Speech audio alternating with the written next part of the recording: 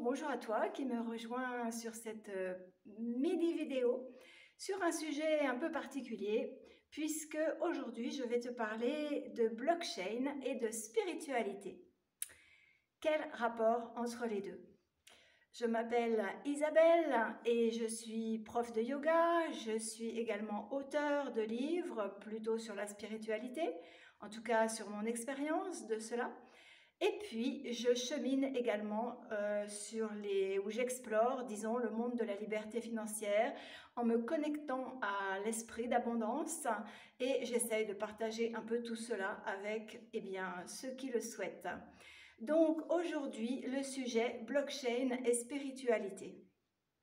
Ça peut paraître complètement anachronique et incompatible, et pourtant, pour moi, ça ne l'est pas, au contraire.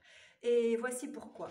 Avant d'aller plus loin, on effleure l'aspect technique, mais alors je te dis pas on effleure, hein, c'est tout, pour comprendre ce que c'est la blockchain et surtout comment la blockchain peut apporter de l'eau au moulin de la spiritualité. La blockchain, c'est quoi? Donc, c'est une chaîne de blocs, comme son nom l'indique, c'est la traduction, des blocs informatiques, genre des gros logiciels compliqués, qui sont tous reliés et qui traversent la planète en tous sens. C'est comme un réseau, en fait, hein.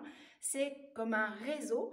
Tous ces blocs informatiques, ordinateurs sont reliés les uns aux autres et tous ont des programmes, un programme informatique très particulier et très compliqué. On ne rentre absolument pas dans le détail de tout ça. Et la particularité de la blockchain, c'est que n'importe qui, depuis n'importe quel coin de la planète, pourvu qu'il soit relié à Internet avec un smartphone, pourvu qu'il ait un compte sur la blockchain, c'est un détail, eh bien, n'importe qui peut envoyer par la blockchain de l'argent dans un premier temps à n'importe qui est aussi connecté sur cette blockchain n'importe où sur la planète. Est-ce que tu vois un petit peu l'ampleur du truc? C'est juste hallucinant parce qu'il faut bien faire le parallèle avec la situation qu'on a vécue jusqu'à maintenant et depuis environ 7 ou 800 ans. La situation était que si on veut envoyer de l'argent à un autre endroit, à quelqu'un d'autre, eh bien on fait des virements, on passe par les banques ou à la rigueur on envoie de la monnaie cash par des systèmes un peu particuliers, mais ça reste lourd et compliqué. Et surtout, ça reste soumis à une régulation qu'on ne maîtrise absolument pas. Et surtout que les pays, puisque c'est de ça qu'il va s'agir, les pays qu'on appelle poliment ou hypocritement les pays en voie de développement, eh bien ces pays sont soumis aussi à ces règles qui régulièrement les désavantagent. Je veux dire par là que ces pays en fait ont été pendant 7 ou 800 ans, voire plus, écartés des échanges internationaux qui sont régis par les pouvoirs de l'Occident, FMI, Banque mondiale et j'en passe. Je ne vais pas rentrer dans les détails de tout ça, on va aller direct au but du sujet, dans le sujet, qui est quel est le lien avec la spiritualité?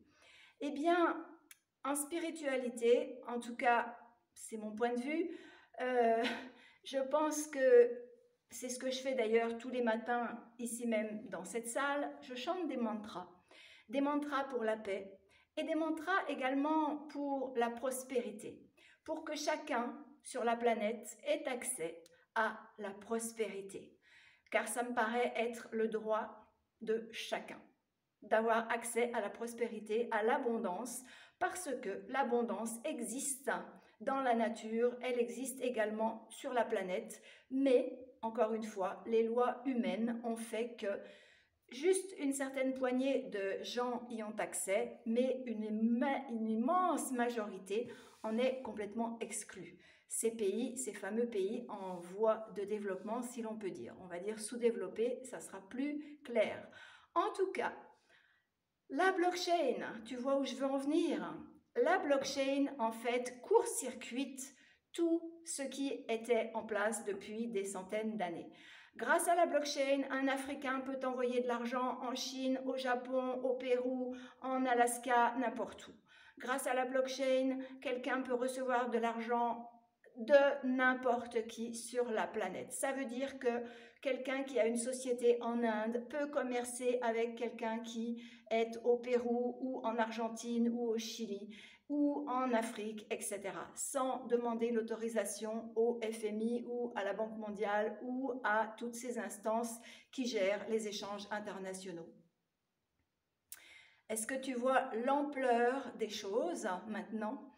Et c'est ce qui se voit, si tu regardes un petit peu les informations, tu as certainement vu que depuis 2 ans maintenant, il a fallu quand même du temps parce que la blockchain, ça date d'une petite vingtaine d'années. La première blockchain, ça a été celle du Bitcoin, mais d'autres ont suivi, bien évidemment, parce qu'en fait, ce sont justement ces pays émergents, les gens de ces pays émergents, qui ont tout de suite compris l'intérêt, l'ampleur du changement que la blockchain allait apporter dans le monde et les avantages qu'elle leur procurait.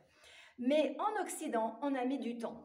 Il a fallu que la menace du Bitcoin qui arrivait à 60 000 € arrive pour que les dirigeants prennent ça en pleine figure, et réalisent surtout le pouvoir de cette blockchain, le pouvoir des crypto-monnaies. Alors, je ne dis pas que tout est rose dans les crypto-monnaies, ce n'est pas la question, mais il y a moyen. Maintenant, nous avons les moyens, grâce à la crypto-monnaie, grâce à la blockchain, à cette technologie, et à tout ce qui va arriver, notamment le métaverse, qui va être absolument extraordinaire, parce que là, ce n'est plus juste de la monnaie qu'on va échanger, mais ce sont des biens, ce sont des connaissances, ce sont des choses juste extraordinaires, des rencontres entre tous les êtres humains de toute la planète, sans qu'il y ait de limitation, sans qu'il y ait d'interdiction gouvernementale, etc. Donc, tu peux comprendre maintenant pourquoi depuis environ 2 ans, depuis qu'ils ont 2-3 ans, 4 ans peut-être, je ne sais pas, depuis qu'ils ont pris conscience du danger, si on peut dire, que ça représentait pour le pouvoir, eh bien, ce fameux pouvoir qui dirige un peu le monde met maintenant des bâtons dans les roues de tout ça. Mais peu importe. Pour ma part, ça ne m'effraie pas parce que ce changement est mondial, ce changement est planétaire. Il est aussi cosmique, car tu sais que je m'intéresse aussi aux choses du cosmos et à ce niveau-là, les consciences évoluent et on ne peut pas arrêter l'évolution des consciences. Donc, on ne pourra pas arrêter l'évolution de la blockchain. Et comment est-ce que ça se matérialise? Eh bien, pour ma part, j'ai eu la chance de rencontrer une société fantastique qui s'appelle DT Socialize et qui met en fait mes valeurs en concrétisation, en action, grâce à un système, à un écosystème absolument fantastique qui utilise évidemment la technologie blockchain, mais pas que. Elle fait carrément un pont entre le traditionnel et l'aspect blockchain.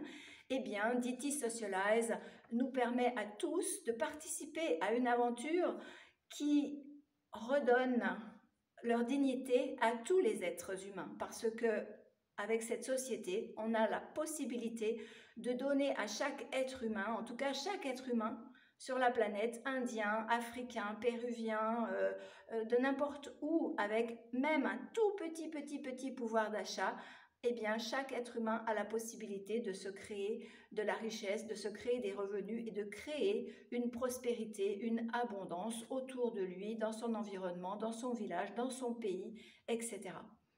Et donc, voilà, j'arrête là. C'était juste pour faire le pont entre aspect blockchain, bien lourd peut-être, et la spiritualité, finalement 2 pôles de notre vie. Et j'espère que tu as compris un petit peu l'ampleur de cette révolution qui s'annonce. À très bientôt pour d'autres vidéos. Om.